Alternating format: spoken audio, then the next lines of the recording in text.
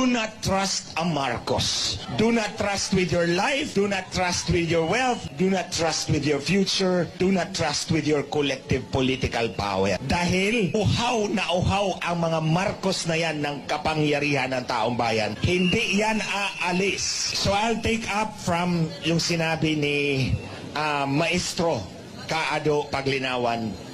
Yung giyera ni Marcos. 6 years akong katrabaho ang mag-asawa.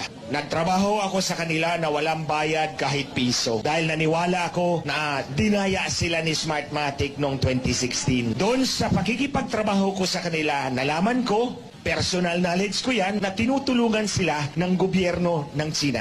Tinutulungan sila. Yung ambassador dito, yun ang point man ng Chinese government para tumulong sa kanila. So nagbuo si Lisa Marcos ng kumpanya na China-Philippine United Enterprise. Lahat ng mga incheck na papasok na negosyo dito sa Pilipinas, dadaan doon sa kanila at kikita sila ng komisyon. Tinulungan sila. Nga pala doon sa opisina ni Lisa Marcos, may Philippine flag ditong malaki, may Chinese flag dito sa kabila. Sa opisina yan ni Lisa Marcos. Dumadaan ako doon palagi. Nung nanalo na, lumuhod agad si Marcos sa Estados Unidos. Kumbaga sinaksak niya sa likod ang mga incheck na tumulong sa kanila sa 6 na taon. Kaya ayan, nagwala ang mga incheck. Galit na galit sa kanila dahil sobrang traidor ang mag-asawang ito.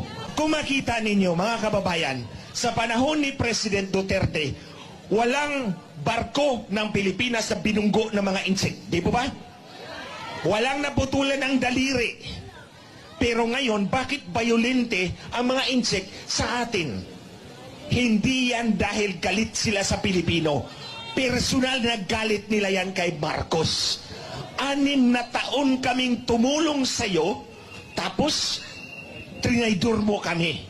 That's one story of betrayal. Pangalawa, si Pastor Kibuloy at SMNI. Nung panahon ng kampanya, tinulungan nila. Ito lang yung mainstream media na tumulong sa kanila, gumastos para sa kanila. Anong ginawa nila ngayon? Trinaydor din nila si Pastor Kibuloy ng Kingdom of Jesus Christ. Ako ang ihimplo ng personal na pagtraidor ng mag-asawang ito. Kaya nga, ulit-ulitin ko, kung si Lisa Marcos nasa harap ko lang, sinampal na kita kaliwat kanan, back to back. Dahil sobrang kapal ng mukha mo, Lisa Marcos. Kaya ang tawag ko dito, creature from hell. Walang konsensya tong babaeng to. Purely transactional.